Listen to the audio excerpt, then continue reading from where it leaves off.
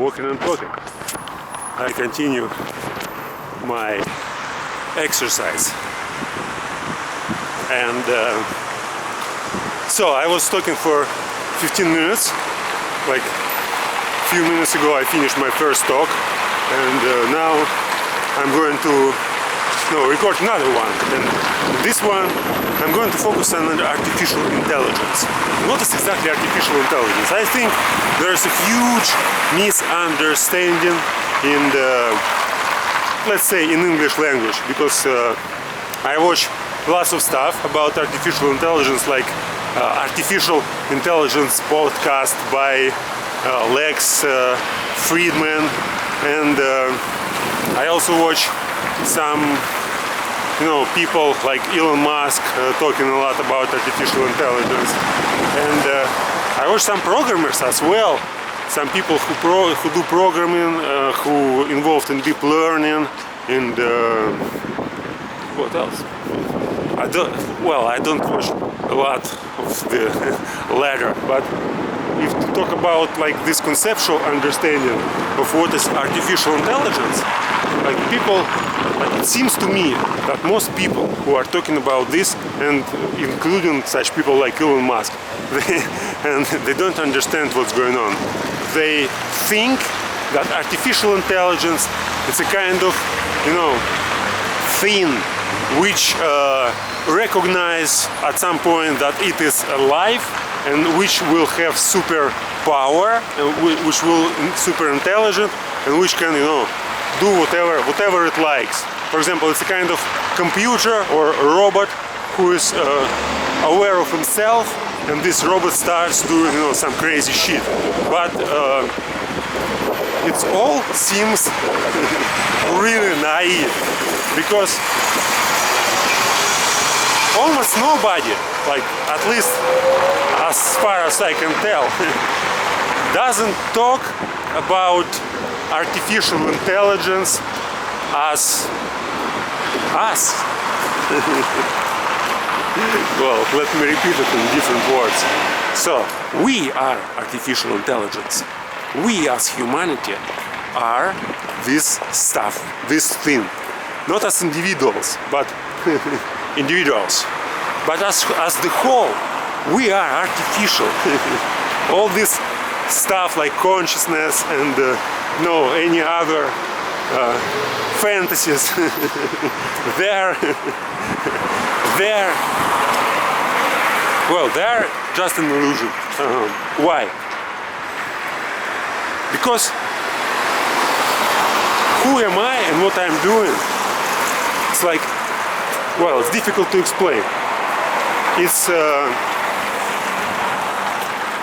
It's not really a kind of one thing. I mean, when we talk about soul, or when we talk about individual or personality, we usually assume that it's one thing. Like I know exactly who am I. Like, of course I have different stories about myself, and I can tell like what I'm doing as a citizen, or as a student or worker, or like when I talk about myself, I usually talk about what I'm doing, and probably some experience. So I just trying to describe what I did in the past, and I try to connect it with present, and probably I have some plans for the future. And basically when I'm doing that, it's like it's all my personality. But well, it's all predetermined to some degree, because for example now I'm talking, and if I ask myself why am I doing that, I wouldn't give like 100% correct answer, because if I just answer, it's just one way of looking at me, at myself, and at what I'm doing.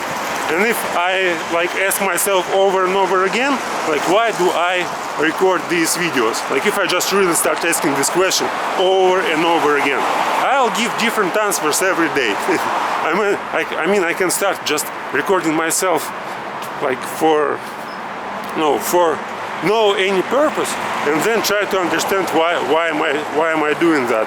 And the answers always will be different. And of course I can stick to one particular answer. I can say, okay, I am doing this because I want to improve my English, or because I want to improve, my communication skills, or I want to get rid of this anxiety of public speaking, or whatever else it may be. But it's not always one thing. And what I want to say is that when I think about myself as one thing, like one constant, unchangeable thing, it's really stupid. And lots of people do this. They think that they are like one particular thing, and they can think about changes, that they can change themselves, or that like in the future they will be different. In the past they were different, but now they are who they are. And when I'm thinking about that, most of the time I can't find anything which I can consider as the self, as this subject, the illusion of subject.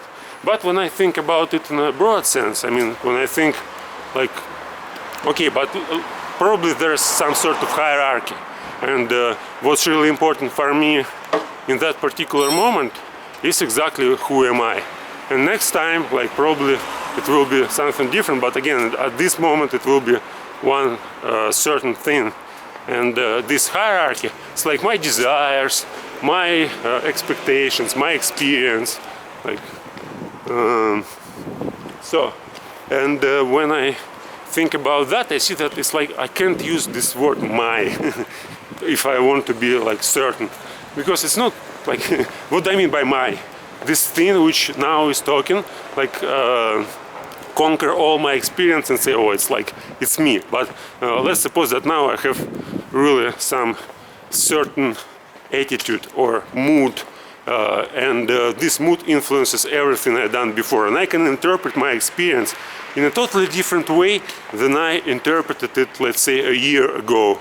And so in this sense, what I call me, or when I say it's my experience, yeah, it's really controversial, because you start thinking about it deeply. You see that what you call my, yeah, it's a good word to describe it, like on a superficial level, but on a deep level, it doesn't work. And for me, I prefer to consider like myself as a sort of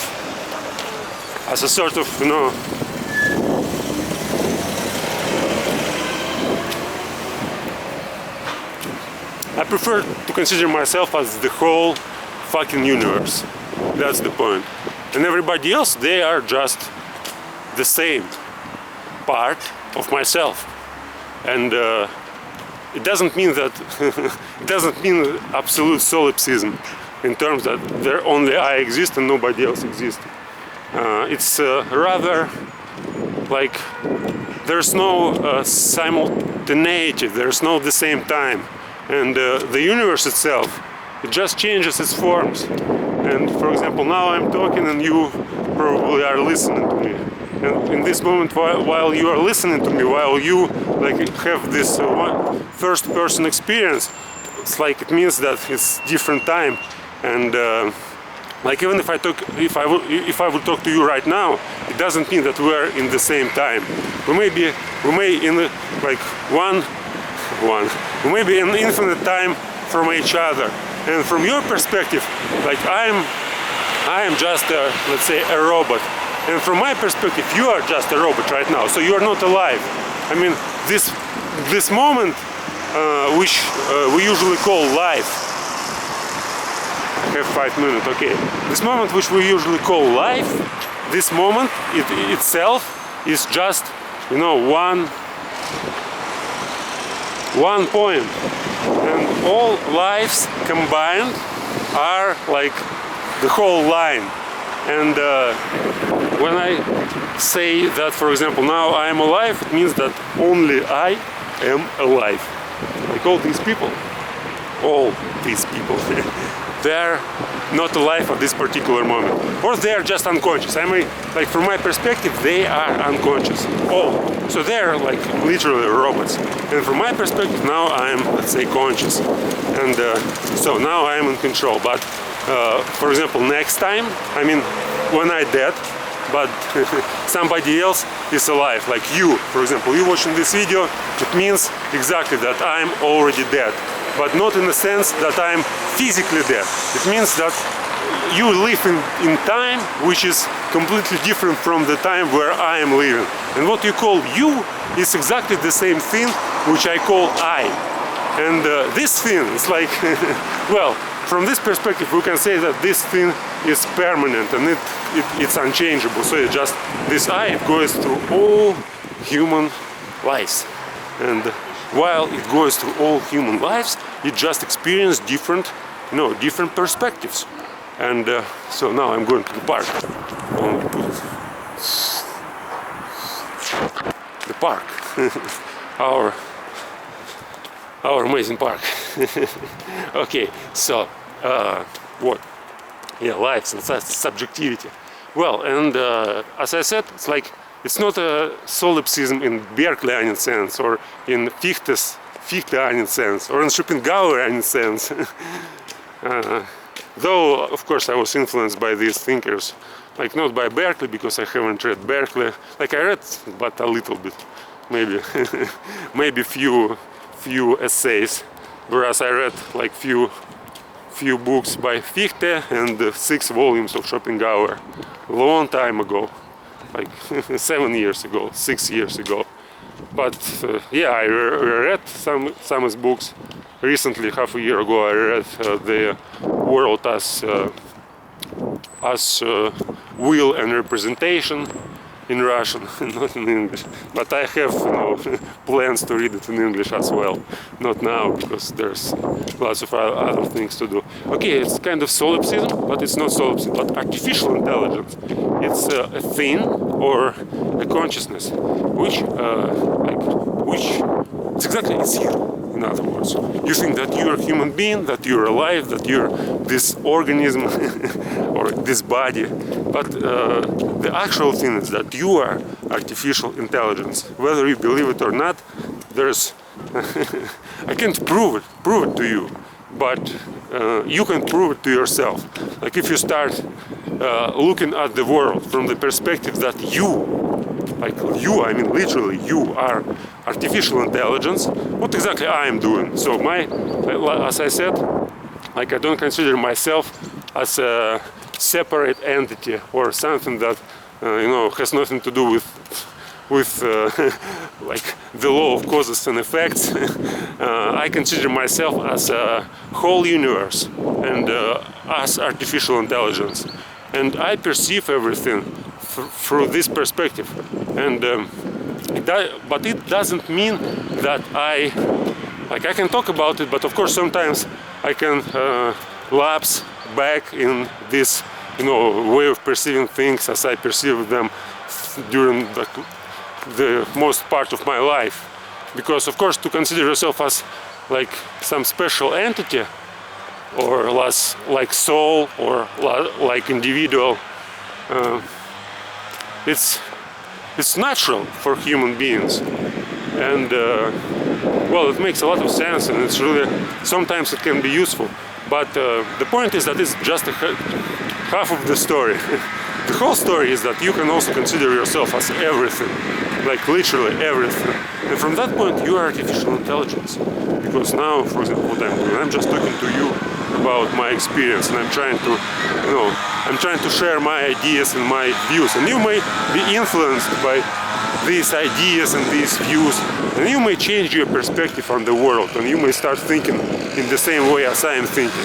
In that case, you may start, you know, recording yourself, some videos, or just writing journal, and after a few years you may discover that everything I was telling you is true. And but it's not, doesn't mean that it's exactly true. Yeah, I sound a little bit convincing. I'm not trying to convince you in anything. I'm just trying to talk to myself and practice my English and see what I can tell. If I said something stupid, or if I just, you know, try to deceive you somehow, and you've noticed it, that's not my fault. I have no intention to do that, because basically, as I said, like for me it's it's really interesting just to walk and talk about stuff and practice my language. And if I may say something really different, it's because I have different experience from many people. I mean, I do unusual things. I don't do most of the things which other people do. Like, I'm not drink. I don't drink here for like 12 years. I quit smoking like 12? Long time ago. Yeah, 12 years ago, 2007. I don't have family in terms like, I live with my mom, but I'm not going to, to create my own family. I have no intention to find a girl and start my own family, to have children, and I'm not interested in that at all. I'm interested in my thoughts. I'm interested in developing like some kind of super high philosophical view which can be useful not only for me but for this artificial intelligence, because as I said, I don't really consider seriously this talking body as a real thing. I think what's real, it's like this.